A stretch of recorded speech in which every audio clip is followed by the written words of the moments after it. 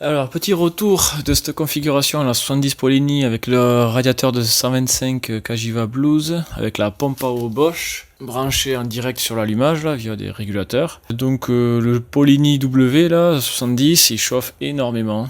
Quand je roule par les temps chauds là qui fait là 35-40 degrés, le liquide de refroidissement lui il monte entre 80 et 90. Bon, c'est aussi l'échappement W qui veut ça. Avec un échappement rond, je pense que je chaufferai moins. Puis les 90, je les atteins quand je roule pas vite. Dès que je roule déjà à 50-60, ça redescend déjà dans les 70-75. Bon bref, du coup ce radiateur ne suffit pas. Il me faut quelque chose qui échange plus. Donc il a beau avoir, je sais plus, 7 ou 8 cm de hauteur de plus qu'un radiateur d'origine, ça me suffit pas. Donc j'ai acheté un radiateur chez Motea. Je mettrai le lien dans la description de la vidéo comme d'habitude. Donc un radiateur en aluminium. C'est pour 250 je sais plus quoi. Et qui le vend, je crois qu'il a 100 € de base, mais il est toujours en promotion tout le temps. Et avec les frais de port, je l'ai payé 75 €. Livré assez rapidement, hein, en 3-4 jours, je sais plus. Donc moi ça me va très bien. Il est en aluminium. J'ai déjà mesuré les surfaces. On va le refaire vite fait. La surface d'échange, on est à 24 mm. La hauteur d'échange, on est à 16. La hauteur totale, on est à 22,5. Du coup, la largeur, c'est toujours 24. En épaisseur, on est plus petit, 2 cm en épaisseur. Comparé à ceux-là, où on est à 3, un peu plus de 3. Il y a le bouchon à droite, gauche, donc je suis content pour ne pas avoir à découper mon cache ici, parce que l'autre il est fermé sur le dessus. Les durites, j'ai l'entrée à droite, comme d'origine ici, et la sortie qui est normalement ici, là elle est là. Bon, c'est pas grave, parce qu'il suffit de faire passer un tuyau, et puis comme à la sortie du radiateur, quand l'eau est froide, j'y mets la pompe à eau, comme ça elle voit moins de température. Du coup, peu importe que je sois là ou là, je vais me débrouiller pour circuiter jusqu'à la pompe à eau, et après revenir au cylindre. Donc lui, c'est l'entrée, c'est la sortie de culasse qui arrive à l'entrée du radiateur. Donc moi ça me va bien ça. Il est plus large de 4 cm donc par rapport à de l'origine ou à celui-là de Cagiva. Il est moins haut que celui de la Cagiva. Parce que là on est donc à 16. Et sur la Cagiva on est à 18,5. Je crois que le Red Rose on est presque à 20 ou 21. Mais ce qui me plaît dans celui-là c'est que c'est de l'aluminium déjà, donc le coefficient d'échange thermique est bien meilleur. Il est plus large que haut, donc ça veut dire qu'il va bien dépasser de part et d'autre du train avant, donc il va pouvoir mieux respirer. Parce que là, le fait qu'il soit plus haut, en fait la partie basse là, elle est derrière la roue, donc elle est presque cachée par le vent. Et le fait qu'il soit plus large, ça partira de chaque côté, pas trop non plus pour pas trop changer l'esthétique. Et je ferai un test aussi de le peindre en noir, parce que moi je le veux pas en aluminium, je le veux noir. Donc ça on verra. On verra comment je peux tester ça sans bousiller les performances. Donc c'est parti, on démonte celui-là. Là. Je pense que je le mettrai sur la violette, là. Ça lui fera du bien. Et on va monter celui-là. Donc merci à Frédéric pour le tuyau. C'est celui qui a la Magnum XR blanche sur la vidéo de la balade à Pibrac. Et lui il a monté, on le voit sur sa mob. On voit ici des taraudages en M6. Et derrière pareil aussi, il y a plein de points de fixation, c'est vraiment bien. Là et là. Ici on a le pion comme on a d'origine. Je pense qu'il est un peu gros en diamètre, il faut regarder. Une petite vue par rapport à un radiateur d'origine. Effectivement il est tout mignon celui-là. Donc on est un peu plus grand, mais c'est surtout la surface d'échange qui est bien plus grande.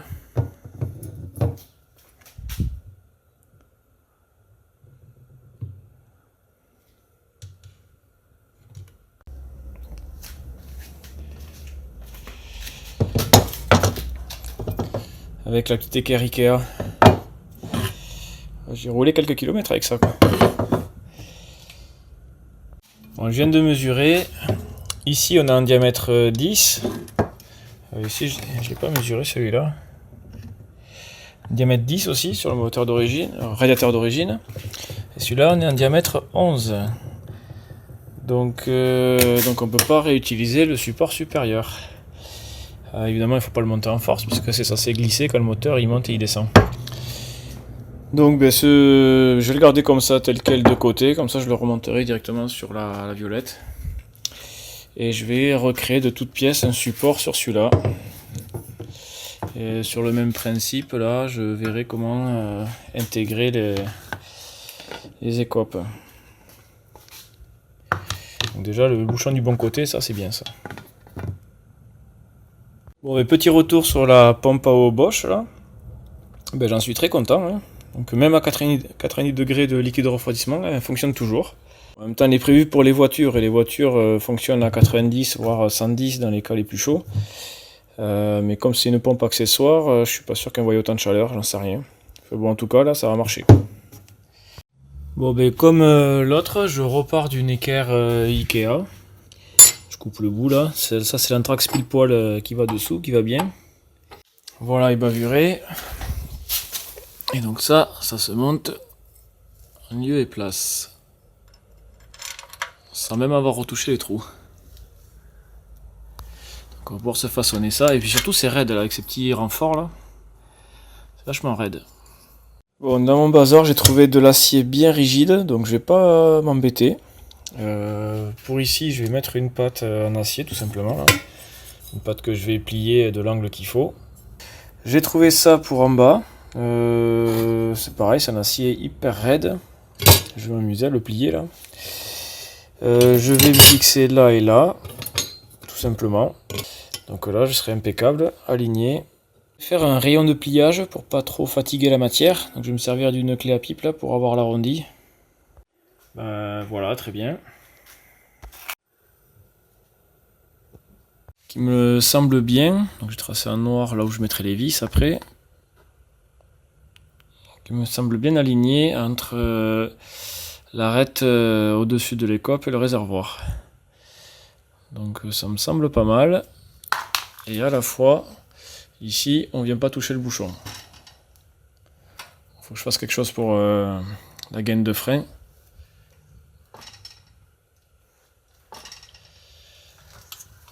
Donc c'est pas mal. Bon, niveau esthétique, ça me plaît moyen. Ça fait vachement moderne pour cette mob là.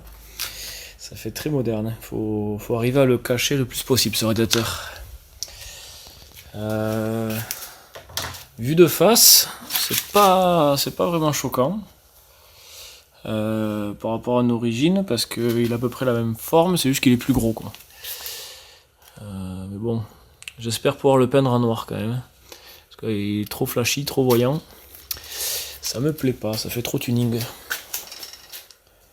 Bon, je vais voir aussi la distance entre le garde-boue et le radiateur.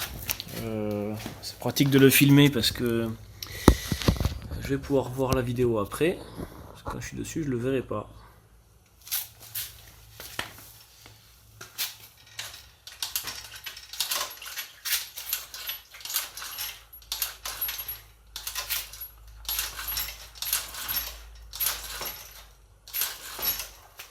Bon, je viens de voir la vidéo.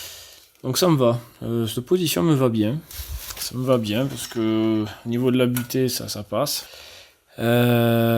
Compression, c'est bon. Donc l'orientation et la position de l'écope par rapport au réservoir, ça fait comme l'origine.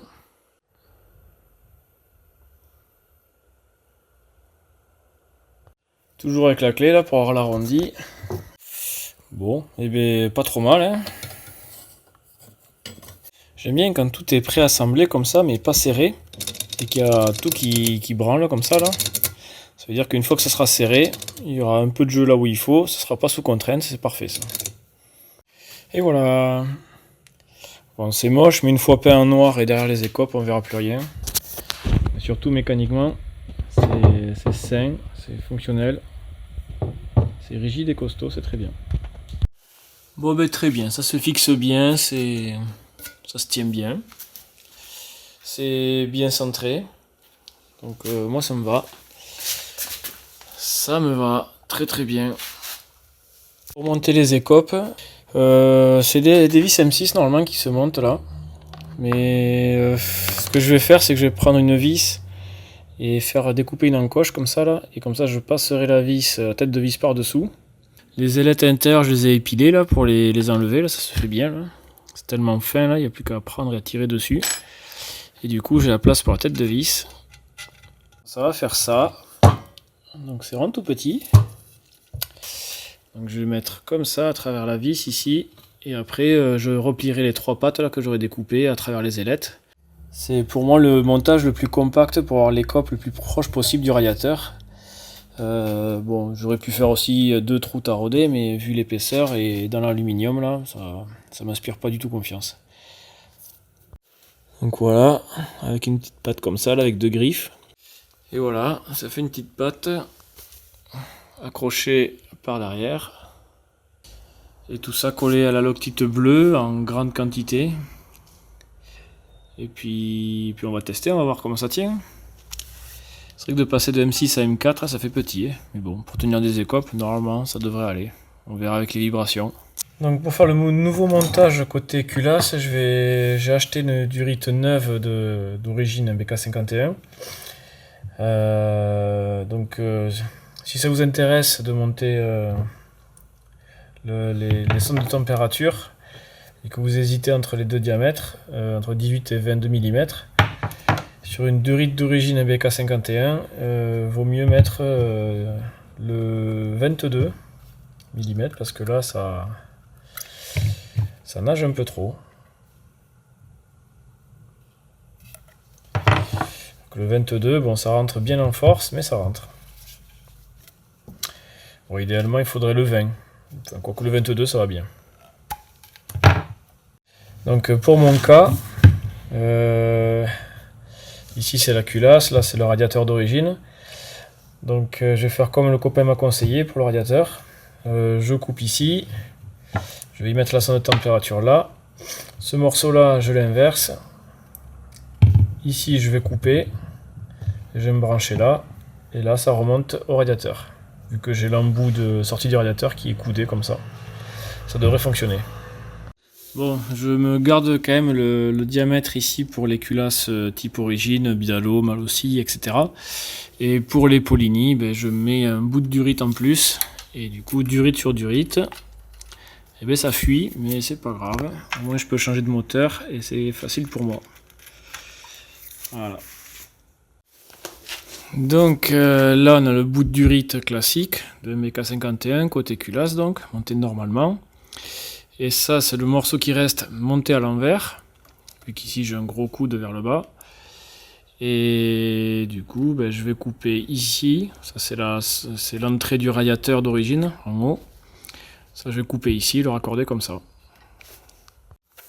Et voilà.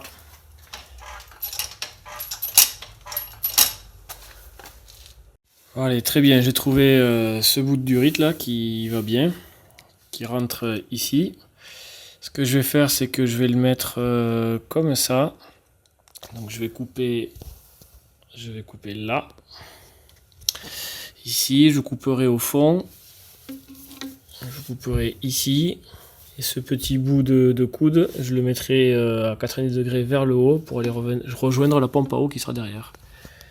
Bon, par chance, j'ai trouvé une grande barre de 20 mm dans mon bordel, ou 18 mm en fait.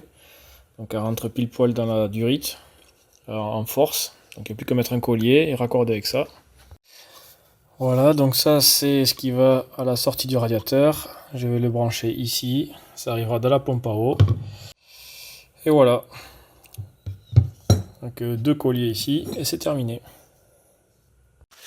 Bon ben voilà, donc la durite ici comme avant, et après on passe dessous là, le petit raccord entre les 2 durites qui va bien, on arrive ici, enfin je fais le chemin inverse, normalement ça sort de la culasse, ça passe dans le capteur, ça passe ici, ça passe dans le radiateur, ça ressort ici, et ça remonte dans la pompe, là, et après ça repart dans le cylindre. Bon, je le supportais plus en gris, donc je l'ai direct peint en noir. Le support aussi, il fait moins vilain. Donc en noir, on voit moins les formes. J'ai laissé quand même le faisceau en gris pour maximiser l'échange, en pensant que ça pouvait peut-être l'empêcher. Donc voilà, j'ai juste peint les boîtes en noir.